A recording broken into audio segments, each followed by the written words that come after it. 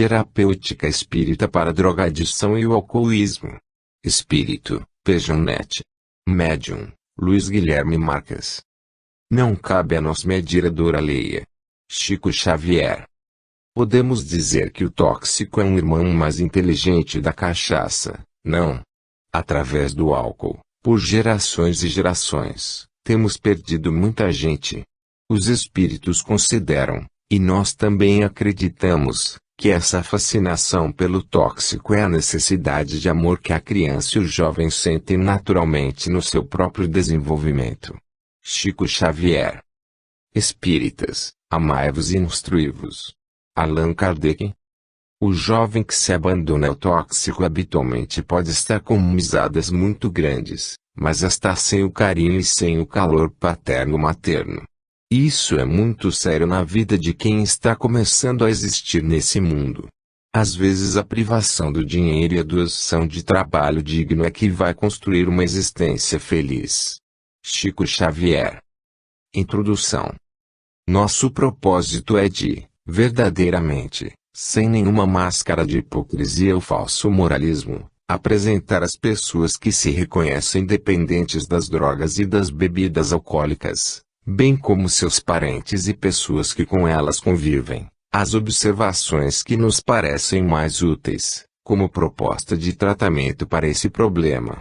Dito isto, de início, devemos reconhecer que tais dependências normalmente provêm do passado do espírito, que ainda vive atrelado a essas conjunturas e não se cura em uma única encarnação, normalmente reduzindo-se através de muitas jornadas terrenas, tal como acontece com as demais limitações de natureza moral, como o orgulho, o egoísmo e a vaidade, que vão perdendo sua força sobre cada espírito à medida que eles evoluem, o que se processa em muitas encarnações seguidas e não apenas em uma só. Por isso, os que encaram a vida como resumível a uma única encarnação, têm razão em afirmar que esses dependentes são incuráveis, uma vez que, realmente, até o final daquela encarnação, podem haver recaídas.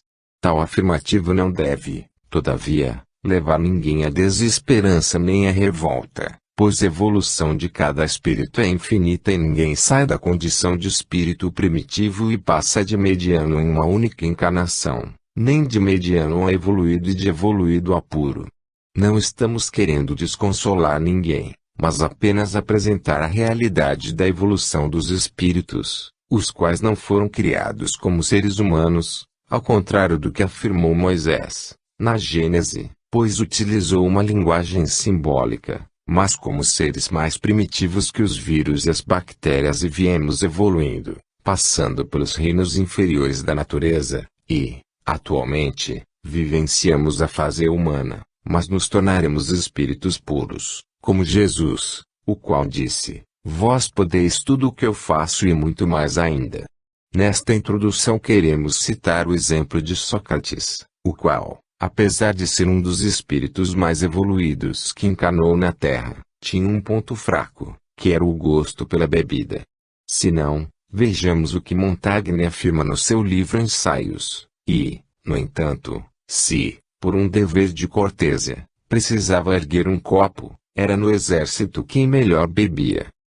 Alguns podem estranhar o fato de um espírito tão evoluído manter um elo com um dos vícios mais devastadores. No entanto, tal é a verdade verdadeira.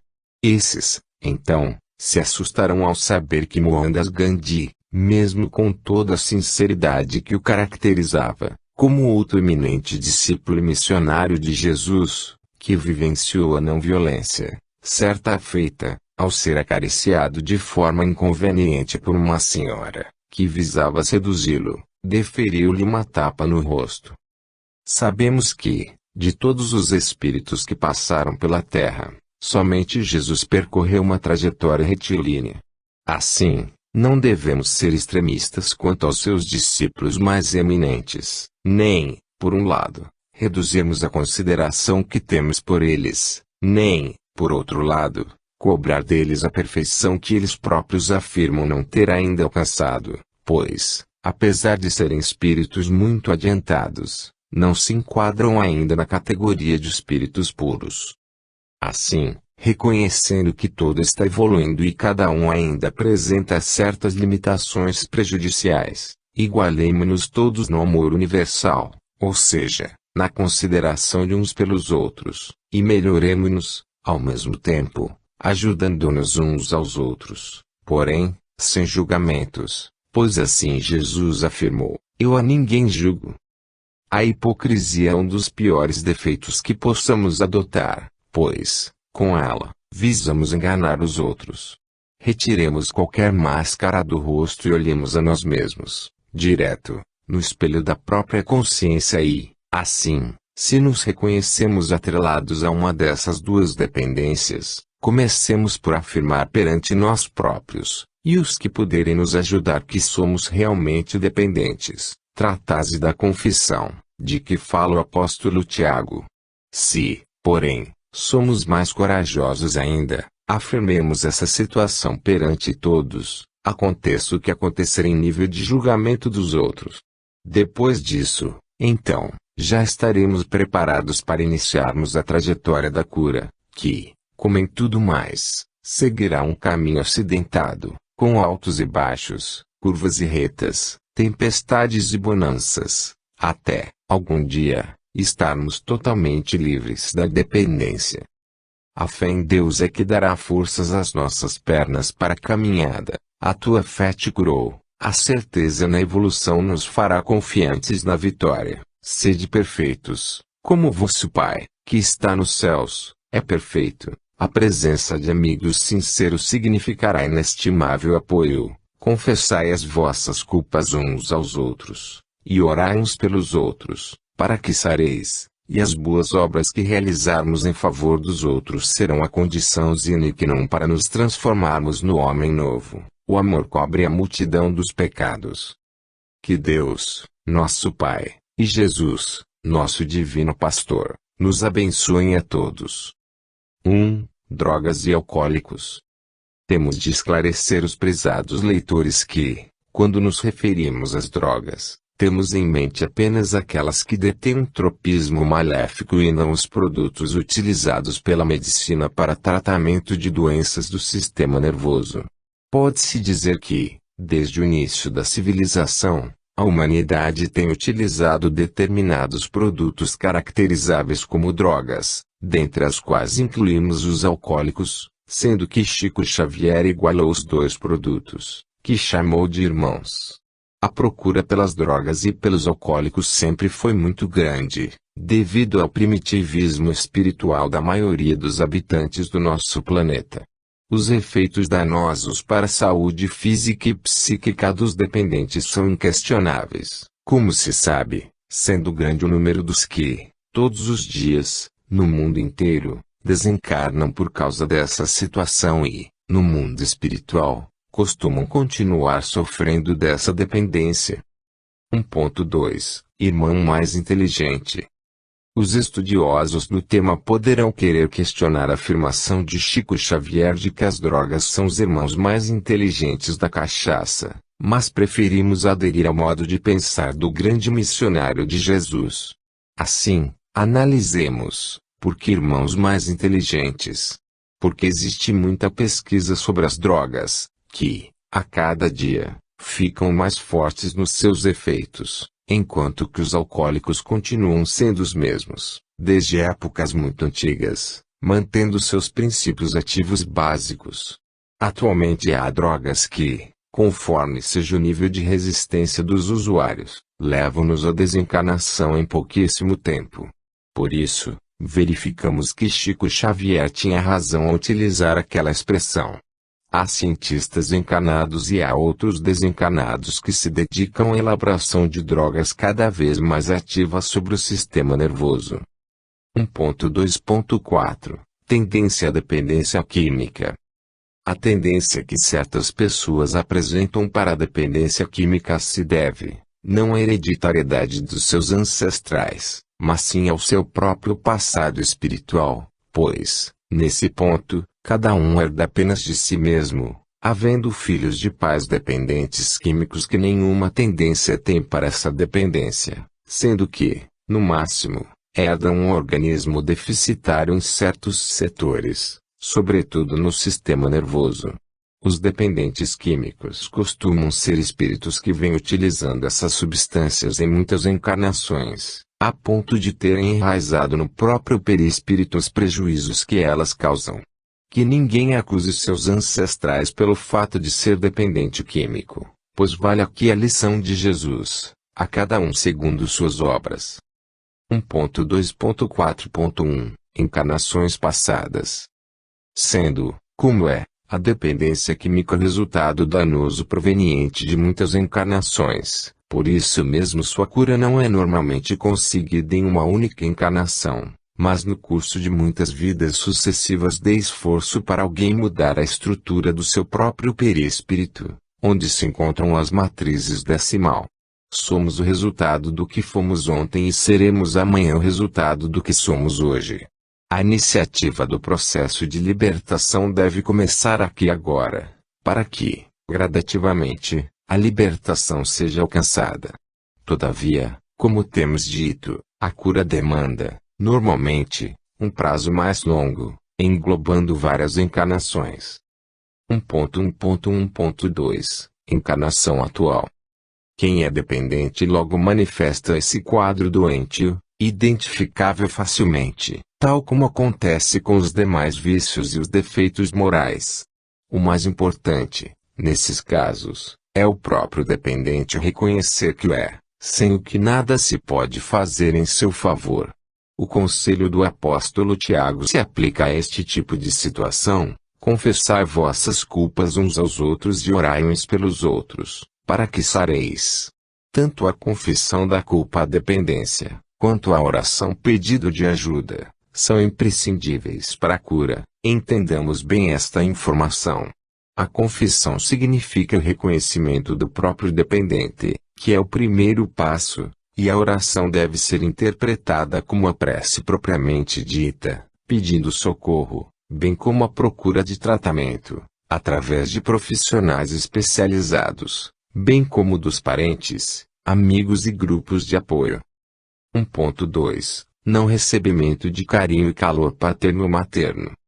Chico Xavier não quis dizer que sempre que alguém não receba dos seus pais e mães o carinho que lhes é devido passe a ser, necessariamente, um dependente químico, pois tal situação ocorreu igualmente com ele, que, durante um determinado tempo, na infância, além de não ter o carinho da mãe, que tinha desencarnado, não era objeto de grande afeição por parte do pai, sendo, além disso, verdadeiramente, torturado pela madrinha e, nem por isso, passou depois a ser dependente químico. Chico Xavier quis alertar os pais e mães para a importância de dedicarem afeto aos seus filhos, quando eles, trazendo de vidas passadas, o vício a que nos referimos, podem reincidir, devido ao estado psíquico negativo, que, não sendo contrabalançado por uma sintonia de elevado nível de positividade, pode contribuir para a utilização do recurso nocivo das drogas.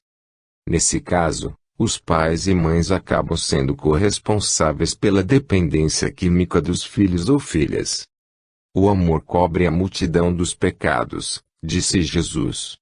É evidente que o Divino Mestre quis significar que o amor que eu sentir cobrirá a multidão dos meus pecados, mas o amor que os pais e mães sentirem ajudará seus filhos e filhas através do exemplo, além de neutralizarem, em parte, sua sintonia negativa de dependentes químicos, mesmo sem neutralizá-la totalmente.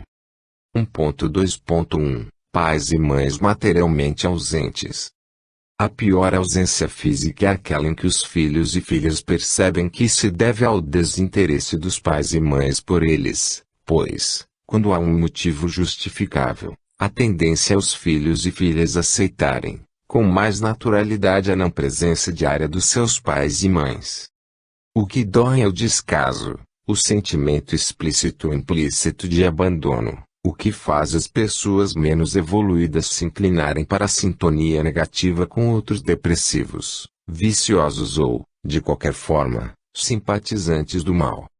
1.2.2 Pais e mães espiritualmente ausentes. A troca de energia psíquica não necessita propriamente do toque material nem da presença física, pois se afetiva pelo pensamento, que se irradia entre os seres que se amam. Assim, mesmo distantes geograficamente, alimentam-se reciprocamente, enquanto que, não havendo amor, essa troca fluídica ocorre em pequena escala, podendo ser até nociva, se há animosidade. Entendamos as coisas com a lógica das informações de que a humanidade encarnada dispõe sobre os assuntos relacionados com o mentalismo. Pais e mães que odeiam seus filhos e filhas ou lhes são indiferentes podem causar-lhes maiores males se estão fisicamente presentes do que estando distantes. 1.2.3 Pais e mães que não orientam seus filhos. A melhor orientação é dada através do exemplo e não das palavras e, pior ainda, através de castigos e castração psicológica, que revoltam ou deprimem. Infelizmente, devido ao baixo nível de elevação intelecto-moral da maior parte da humanidade terrena, muitos pais e mães não têm condições de bem orientar seus filhos e filhas, pois eles próprios vivem incorretamente, atrelados a vícios ou defeitos morais acentuados. Orientar é mostrar como se deve viver de acordo com a lei de Deus, que Jesus resumiu no amor a Deus sobre todas as coisas e ao próximo como a si mesmo. 1.2.4 Ausência de trabalho digno. Há o trabalho digno, que se reveste de verdadeira integridade moral, e o trabalho indigno, representado por uma série de atividades de moralidade questionável. Também é de se considerar que há um número significativo de pessoas que ganham pão de cada dia de forma moralmente condenável, mesmo quando exercem profissões normalmente decentes. O que importa, no caso, é a honestidade com que cada um trabalha.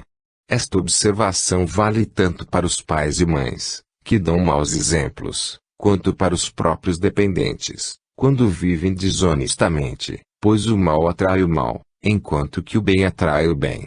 Há quem queira livrar os filhos e filhas da dependência química, mas seja desonesto no exercício do próprio sustento e da família, o que muito dificulta a cura.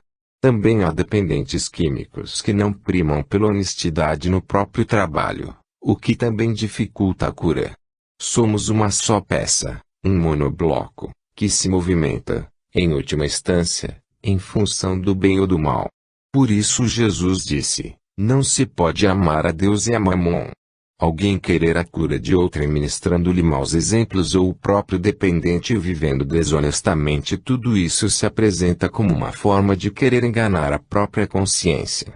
Com razão Jesus afirmou, seja o vosso dizer sim sim, não não. O mal é o mal e o bem é o bem, não devemos fingir que não sabemos isso. A questão do merecimento para a cura é clara, ou se merece ou não se merece, pela fé, que se complementa pelas obras. 1.2.4.1 Ociosidade. Se não se deve interpretar de forma absoluta o ditado que afirma que a ociosidade é a mãe de todos os vícios, é certo que a ociosidade provoca danos de monta no psiquismo de quem a escolhe como forma de vida. Trabalhar é imprescindível por uma série de razões, além de usufruir a satisfação de prover ao próprio sustento de forma a dar sua contribuição pessoal para o bem-estar e o progresso da coletividade. O salário que mais devemos fazer questão de receber o exercício do próprio trabalho, independente de ser bem ou mal remunerado. Transcrevemos, a seguir, 2 mensagens do livro Luz em Gotas, psicografado pelo então encarnado irmão Gilberto, membro da nossa equipe de trabalhadores da última hora, atualmente vivendo conosco no mundo espiritual. O trabalho, um amigo, o trabalho é um dos principais educadores do caráter do ser humano, porque produz a disciplina, obediência, consciência, atenção, aplicação e a perseverança, dando ao homem habilidade na sua profissão. A aptidão natural e a inteligência são necessárias para que o homem dirija os negócios da sua vida comum. O trabalho é a lei natural da vida, o princípio que impele o homem individualmente e, em termos coletivos, as nações. A maior parte dos homens acha-se obrigada pelo trabalho manual. Mas, ao trabalhar com o cérebro ou com os braços, todos devem dar sua cota de serviço à construção comum do edifício social. O trabalho pode ser considerado como fardo ou castigo. Mas, para o trabalhador, pode ser interpretado como uma honra e glória. Sem ele, nada se pode realizar de construtivo. E tudo que é grande no homem prove do trabalho. A civilização que desfrutamos é o seu resultado em milênios de acumulação operativa. Se o trabalho fosse abolido, a humanidade receberia um golpe mortal. A ociosidade rói o coração e o consome, assim como a ferrugem desgasta o ferro. A indolência degrada, nunca dá bom resultado, é sempre inútil, melancólica e miserável. A preguiça é veneno do corpo e da alma. O homem ocioso é inútil, e qualquer que seja a extensão cronológica da sua vida, ele simplesmente vegeta. A vida de um homem é medida pelo seu trabalho útil. Os primeiros mestres do cristianismo também ensinaram, exemplificando o valor do trabalho. Dizia Paulo, o apóstolo, aquele que não quiser trabalhar, também não comerá. E ele mesmo glorificou-se de ter sobrevivido pelo seu próprio trabalho, sem ter sido peso a ninguém. São Bonifácio, ao desembarcar na Bretanha, trazia consigo um volume do Evangelho e sua régua de carpinteiro. E Lutero, no meio de suas múltiplas ocupações, ganhava a vida cultivando jardins, edificando e consertando relógios. Ele dizia: enquanto houver nesta cidade um homem que não trabalhe ou uma mulher preguiçosa, haverá gente sofrendo frio e fome. O hábito de uma ocupação útil é, tanto para o homem quanto para a mulher, uma condição essencial de felicidade e bem-estar. Só é trabalho a ocupação que seja útil, e o bom emprego do tempo é um dos maiores segredos da felicidade.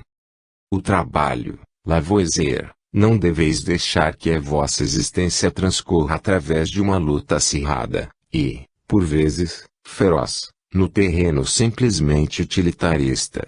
Não convém que sejais exclusivamente formigas. Deveis ter, porém, alguma coisa das cigarras. Dessa forma, aprendereis a viver de acordo com a natureza e, portanto, de acordo com as leis divinas. A formiga ensina a perseverança, a ordem e o método, enfrentando e vencendo as escabrosidades do carreiro, e a cigarra mostra a vós o processo de amenizar as asperezas, e faz provações e vicissitudes inerentes à vossa condição atual. O trabalho não é castigo, é benção. Ele deve, por isso mesmo, ser executado com prazer. E o meio de conseguirdes trabalhar prazerosamente é eliminar, o quanto possível, o cunho egoístico de que ele se reveste no mundo onde viveis. O objetivo do trabalho não está, como se imagina, unicamente no lucro econômico que proporciona. Além desse aspecto mercantilista, há um outro que não pode passar despercebido por todos os que visam a própria paz de consciência. Refiro-me à sua finalidade essencial, ao seu motivo elevado, que é promover, acoroçoar a evolução, despertando os poderes do espírito. Tal é, em realidade, a razão superior do trabalho. Portanto, quem trabalha sempre se enriquece. O espírito de verdade, em belíssima passagem de A Grande Síntese, assim se manifesta acerca do magno assunto. A vossa mentalidade utilitária tem feito do trabalho uma condenação, num tormento insaciável de possessão. A lei do mais forte, que vigora no mundo econômico, fez do trabalho uma forma de luta e uma tentativa de furto ou extorsão. O trabalho pode ser considerado como uma dor. Mas, ela é justa e está no seu posto certo como uma alavanca da evolução. Exprime nas suas formas atuais, aí no mundo, exatamente o que mereceis e o que sois evolutivamente falando. Todos os males de que padeceis individual e coletivamente são devidos à vossa impotência para fazer o melhor, e à vossa imperfeição social. Mais do que uma necessidade econômica, o trabalho é uma necessidade moral. E o conceito de trabalho econômico deve ser substituído pelo de trabalho-função social. Direi mais, trabalho-função biológico e construtora. O trabalho tem a função de criar novos membros exteriores, como, por exemplo, a máquina, expressões do psiquismo e a função de fixação, pela repetição constante dos indivíduos dentro do esquema social. Procurar entender o trabalho como instrumento de construção eterna, cujo fruto é também individual sob a forma de aptidões adquiridas para sempre, e não como acumulação de vantagens materiais, imediatas e transitórias.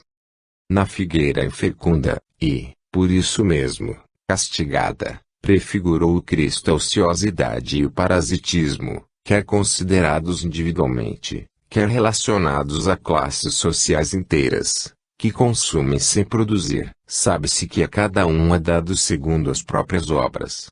Assim, o trabalho deve ser exercitado como verdadeira benção e graça divinas. 1.2.4.2 Obsessão. Uma pessoa que seja dependente químico está, realmente, vivendo debaixo de uma obsessão, seja médium ostensivo ou não. Por isso, transcrevemos abaixo o que consta sobre esse tema em O Livro dos Médiuns, traduzido e anotado por José Herculano Pires. Os prezados leitores, por favor, atentem para os esclarecimentos do codificador e, se lhes disserem respeito, apliquem-nos a si próprios e, em caso contrário, auxiliem outrem, a fim de se livrarem de processos obsessivos, que acometem quem quer que se desvie de uma vida consagrada ao autoaperfeiçoamento moral. Devido à relevância do tema, ao invés de mencionarmos as lições de Allan Kardec como uma das notas, preferimos apresentá-las como um tópico desse estudo, a fim de sejam lidas, ou melhor, estudadas pelos prezados leitores. 237. No número das dificuldades que a prática do espiritismo apresenta é necessário colocar a da obsessão em primeira linha. Trata-se do domínio que alguns espíritos podem adquirir sobre certas pessoas. São sempre os espíritos inferiores que procuram dominar, pois os bons não exercem nenhum constrangimento. Os bons aconselham, combatem a influência dos maus, e se não os escutam preferem retirar-se. Os maus, pelo contrário, agarram-se aos que conseguem prender. Se chegarem a dominar alguém, identificam-se com o espírito da vítima e a conduzem como se faz com uma criança. A obsessão apresenta características diversas que precisamos distinguir com precisão, resultantes do grau do constrangimento e da natureza dos efeitos que este produz. A palavra obsessão é, portanto, um termo genérico pelo qual se designa o conjunto desses fenômenos, cujas principais variedades são a obsessão simples, a fascinação e a subjugação. 238. A obsessão simples verifica-se quando um espírito malfazejo se impõe a um médium, intromete-se contra sua vontade nas comunicações que ele recebe, o impede de se comunicar com outros espíritos e substitui os que são evocados. Não se está obsedado pelo simples fato de ser enganado por um espírito mentiroso, pois o melhor médium está sujeito a isso, sobretudo no início, quando ainda lhe falta a experiência necessária, como entre nós as pessoas mais honestas podem ser enganadas por trapaceiros. Pode-se, pois, ser enganados sem estar obsedado. A obsessão consiste na tenacidade de um espírito do qual não se consegue desembaraçar.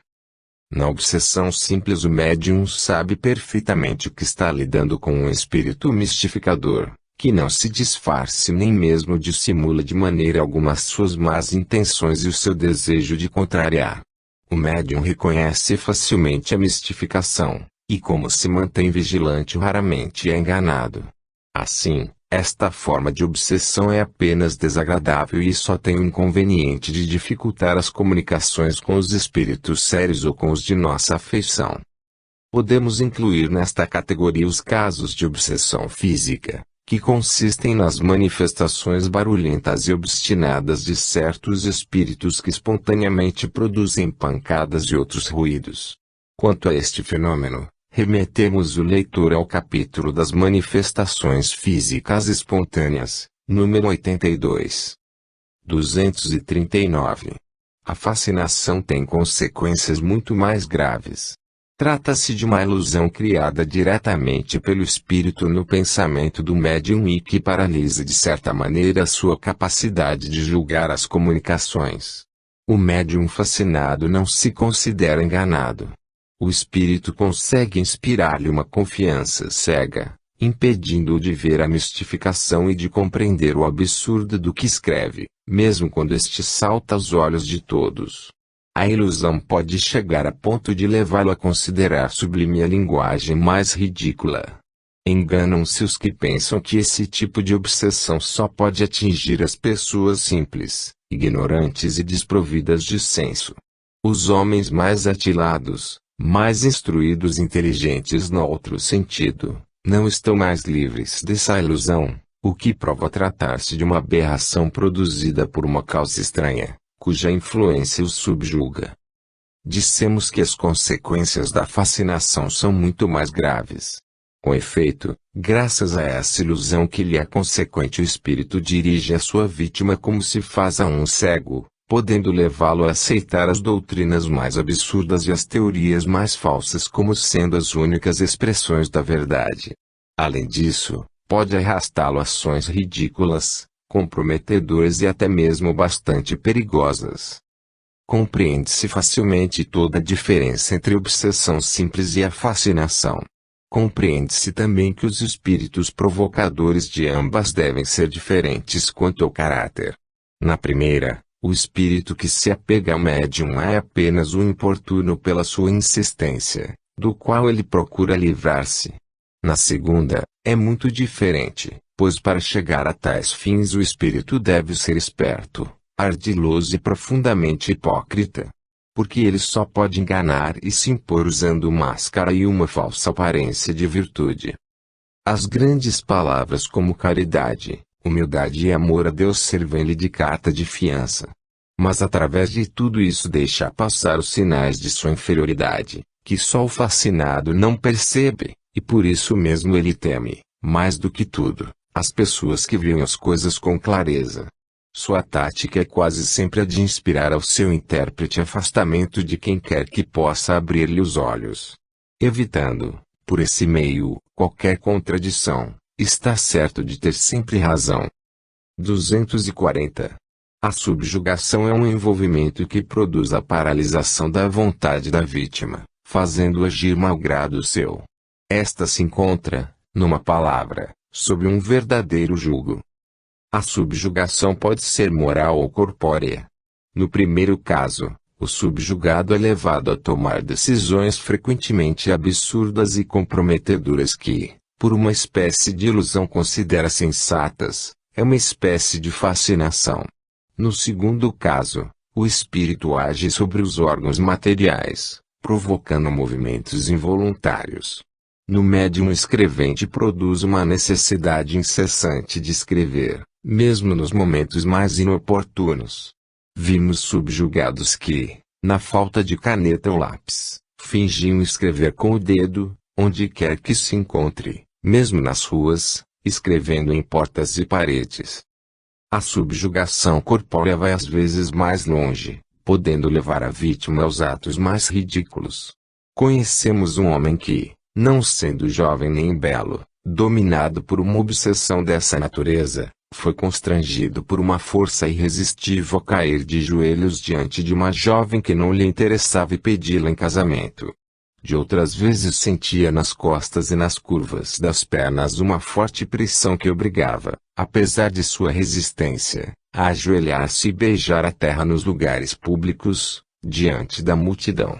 Para os seus conhecidos passava por louco, mas estamos convencidos de que absolutamente não era, pois tinha plena consciência do ridículo que praticava contra a própria vontade e sofria com isso horrivelmente.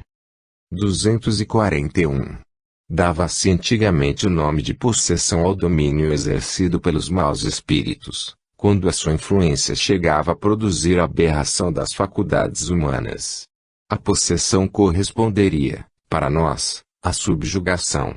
Se não adotamos esse termo, é por dois motivos. Primeiro, por implicar a crença na existência de seres criados para o mal e perpetuamente voltados ao mal, quando só existem seres mais ou menos imperfeitos e todos eles suscetíveis de se melhorarem. Segundo, por implicar também a ideia de tomada do corpo por um espírito estranho, numa espécie de coabitação, quando só existe constrangimento. A palavra subjugação exprime perfeitamente a ideia.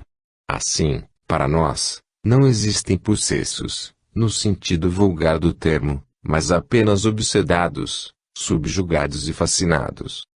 242. A obsessão, como dissemos, é um dos maiores escolhos da mediunidade. É também um dos mais frequentes. Assim, nunca serão demais as providências para combatê-la. Mesmo porque, além dos prejuízos pessoais que dela resultam, constituem um obstáculo absoluto à pureza e veracidade das comunicações. A obsessão, em qualquer dos seus graus, sendo sempre o resultado de um constrangimento, e não podendo jamais esse constrangimento ser exercido por um espírito bom, segue-se que toda comunicação dada por um médium obsedado é de origem suspeita e não merece nenhuma confiança.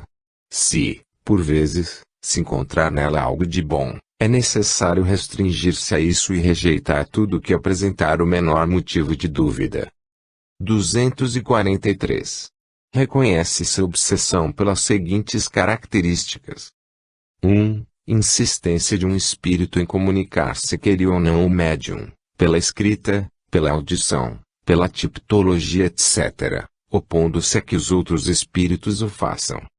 2. Ilusão que, não obstante a inteligência do médium, o impede de reconhecer a falsidade e o ridículo das comunicações recebidas. 3. Crença na infalibilidade e na identidade absoluta dos espíritos que se comunicam e que, sob nomes respeitáveis e venerados, dizem falsidades ou absurdos. 4.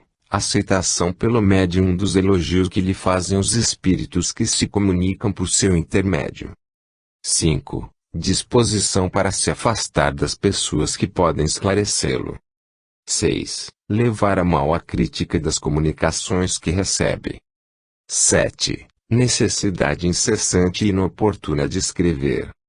8. Qualquer forma de constrangimento físico, dominando-lhe a vontade e forçando-o a agir ou falar sem querer. 9. Ruídos e transtornos em redor do médium, causados por ele ou tendo-o por alvo.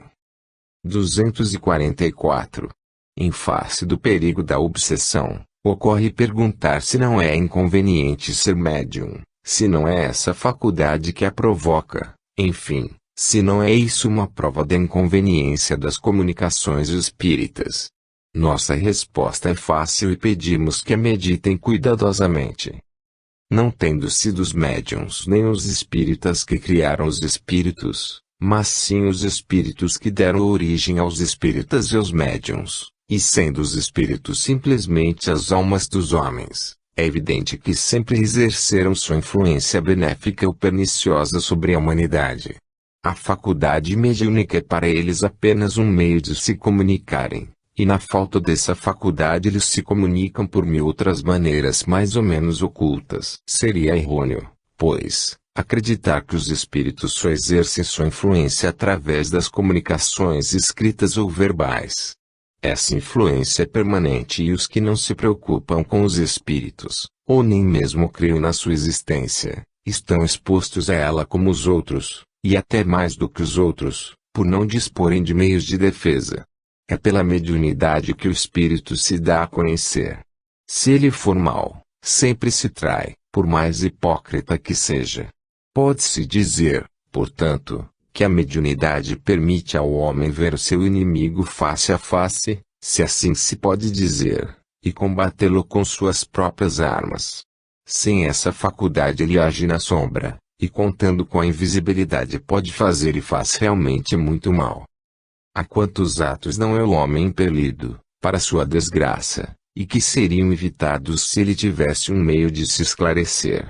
Os incrédulos não supõem dizer uma verdade quando afirmam de um homem que se obstina no erro.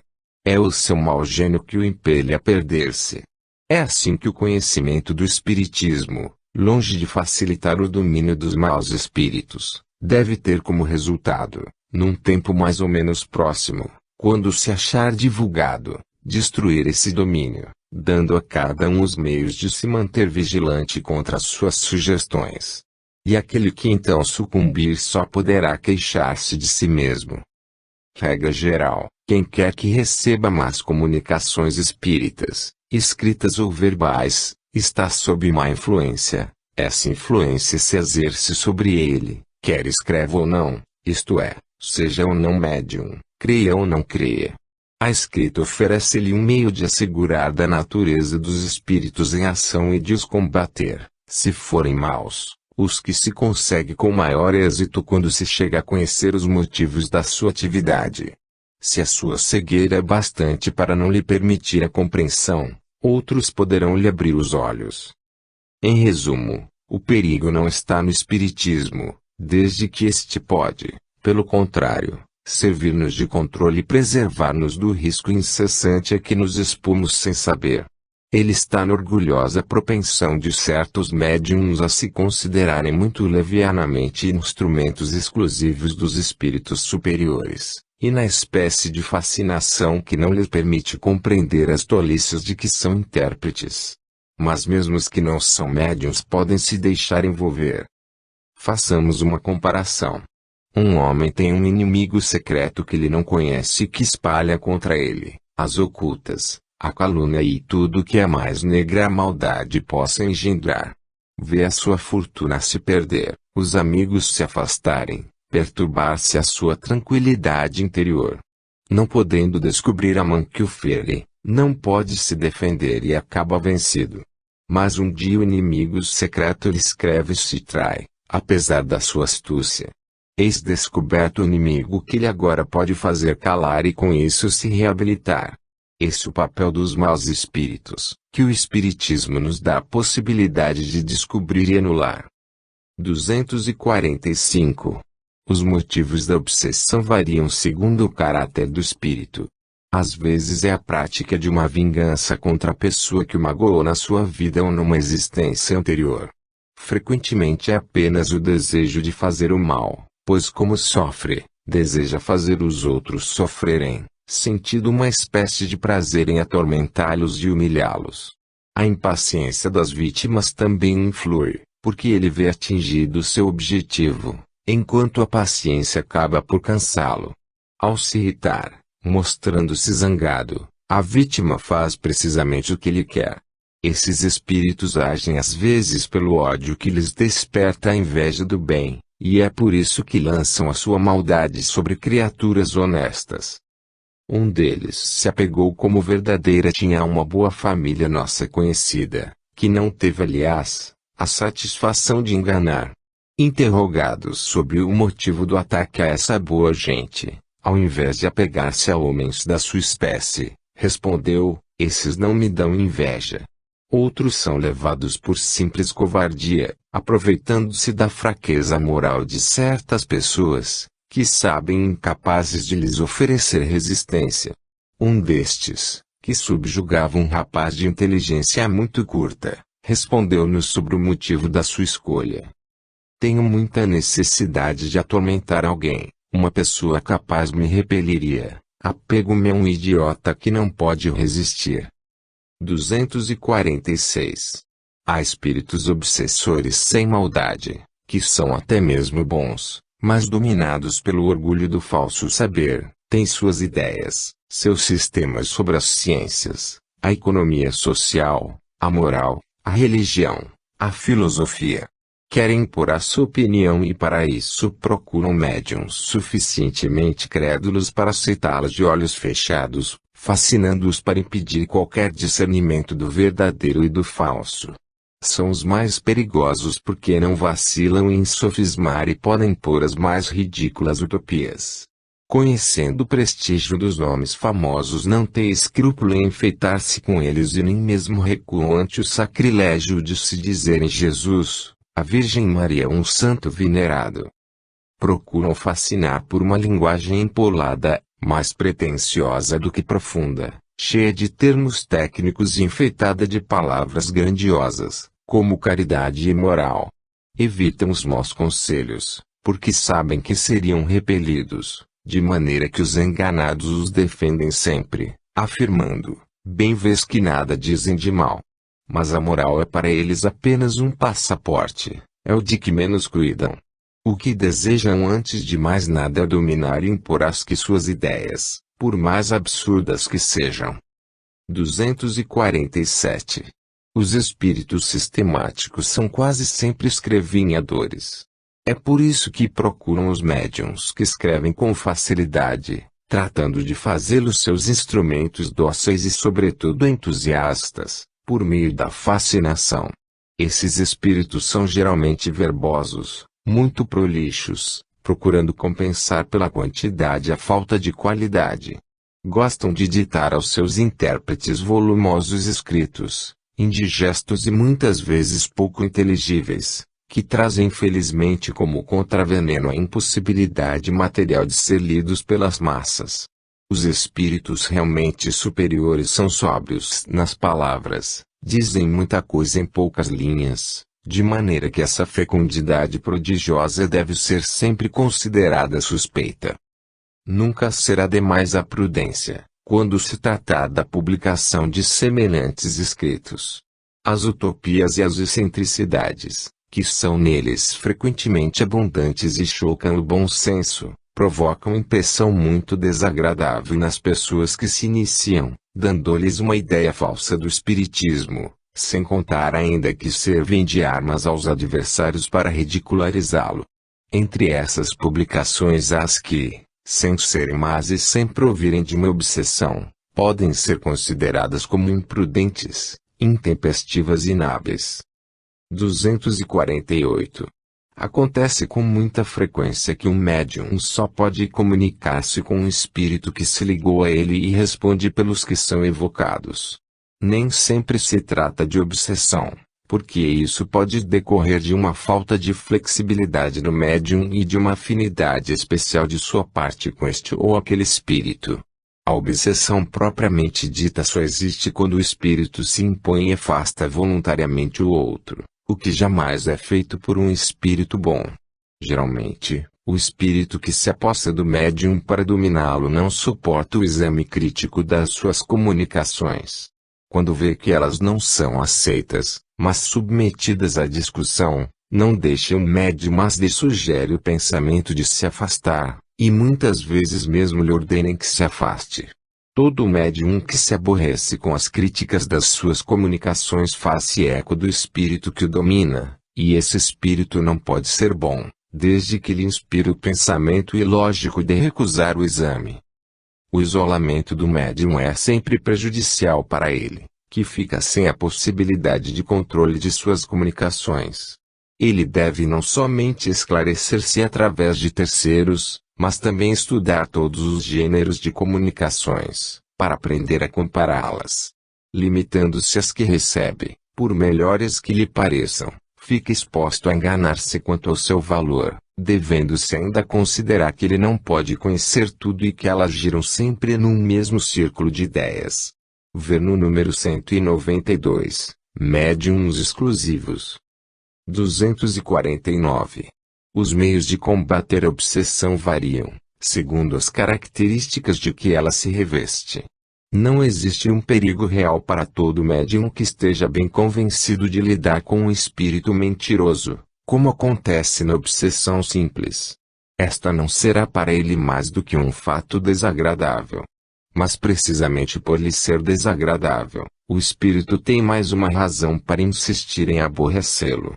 Duas medidas essenciais devem ser tomadas pelo médium nesse caso: provar ao espírito que não foi enganado por ele e que será impossível deixar-se enganar. Segundo, cansar-lhe a paciência, mostrando-se mais paciente do que ele. Quando se convencer de que perde o seu tempo, acabará por se retirar, como fazem o importuno a quem não se escuta. Mas isso nem sempre é suficiente e pode demorar bastante, porque existem os teimosos, para os quais os meses e os anos pouco significam. O médium deve, Além disso, apelar fervorosamente ao seu bom anjo e os bons espíritos que lhes são simpáticos, suplicando-lhes assistência. No tocante ao espírito obsessor, por mal que ele seja, é necessário tratá-lo com serenidade, mas ao mesmo tempo com benevolência, vencendo pelo bom procedimento, orando por ele. Se for realmente um espírito perverso, a princípio se divertirá com isso, mas submetido com perseverança a um processo de moralização, acabará por emendar-se. É uma conversão que se empreende, tarefas muitas vezes penosas, ingratas, mas cujo mérito está na própria dificuldade, e que uma vez bem realizada traz sempre a satisfação de se haver cumprido um dever de caridade, e frequentemente a de haver reconduzido ao bom caminho uma alma perdida. É também conveniente interromper as comunicações escritas quando se reconhece que procedem de um espírito mau, que nada quer ouvir, para não se lhe dar o prazer de ser ouvido. Em certos casos, pode mesmo ser útil deixar de escrever por algum tempo, regulando-se isso de acordo com as circunstâncias. Mas se o médium escrevente pode evitar essas conversações abstendo-se de escrever, não se dá o mesmo com o médium audiente, que o espírito obsessor persegue às vezes a todo instante com seu palavreado grosseiro e obsceno, e que não tem nem mesmo o recurso de fechar os ouvidos. De resto, devemos reconhecer que certas pessoas se divertem com a linguagem trivial dessa espécie de espíritos, que os encorajam e provocam a rir das suas tolices, ao invés de lhes impor silêncio e orientá-los moralmente. Nossos conselhos não podem aplicar-se a esses que desejam afogar-se. 250. Só há, portanto, aborrecimento e não perigo para todo médium que não se deixa enganar, de vez que ele não pode ser confundido. Exatamente o contrário se verifica na fascinação, porque então o domínio do espírito sobre a vítima não tem limites. A única coisa a fazer é convencê-la de que foi enganada e reverter a sua obsessão ao grau de obsessão simples. Mas isso nem sempre é fácil, se não for algumas vezes impossíveis. O ascendente do espírito sobre o fascinado é tal que o torna surdo a todo raciocínio. Pode mesmo chegar a ponto de fazê-lo duvidar do acerto da ciência, quando o espírito comete alguma grossa heresia científica. Como já dissemos, o fascinado recebe geralmente muito maus conselhos. A crítica o aborrece, irrita e faz embirrar com as pessoas que não participam da sua admiração.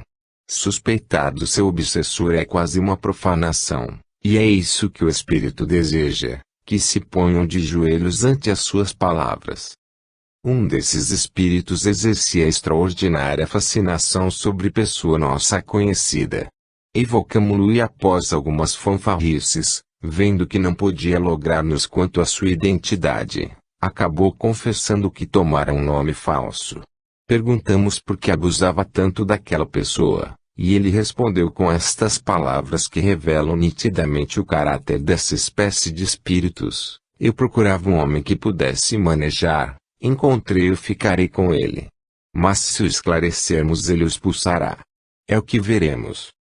Como não há pior cego do que o que não quer ver, quando se reconhece a inutilidade de todas as tentativas para abrir os olhos do fascinado, o melhor que se tem a fazer é deixá-lo com as suas ilusões. Não se pode curar um doente que se obstina na doença e nela se compraz. 251. A subjugação corpórea tira quase sempre ao obsedado as energias necessárias para dominar o mau espírito. É por isso necessária a intervenção de uma terceira pessoa, agindo por meio do magnetismo ou pela força da sua própria vontade. Na falta do concurso do obsedado, essa pessoa deve conseguir ascendente sobre o espírito. Mas como essa ascendência só pode ser moral, só pode ser exercida por uma pessoa moralmente superior ao espírito, e seu poder será tanto maior quanto for a sua superioridade moral, porque então se impõe ao espírito, que se vê obrigado a inclinar-se ante ela. Era por isso que Jesus possuía tamanho poder de expulsar os que então se chamavam demônios, ou seja, os maus espíritos obsessores. Só podemos dar aqui alguns conselhos gerais, porque não há nenhum processo material, nenhuma fórmula, sobretudo, nem qualquer palavra sacramental que tenham o poder de expulsar os espíritos obsessores. O que falta em geral ao obsedado é força fluídica suficiente. Nesse caso, a ação magnética de um bom magnetizador pode dar-lhe uma ajuda eficiente. Além disso, é sempre bom obter, por um médium de confiança, os conselhos de um espírito superior ou do seu anjo da guarda. 252. As imperfeições morais do obsedado são frequentemente um obstáculo à sua libertação. Eis um notável exemplo, que pode servir para a instrução de todos. Desde alguns anos que várias irmãs vinham sendo vítimas de atos estranhos de depredação. Suas roupas eram continuamente espalhadas por todos os cantos da casa e até mesmo pelo telhado. Eram rasgadas, cortadas e crivadas de furos, por mais cuidados que tivessem em guardá-las sob chaves. Essas senhoras, isoladas numa pequena cidade provinciana, jamais tinham ouvido falar de espiritismo. A primeira ideia que tiveram foi, naturalmente, a de estarem sendo vítimas de brincadeiras de mau gosto. Mas a persistência dos fatos e as precauções que tomavam afastaram essa ideia.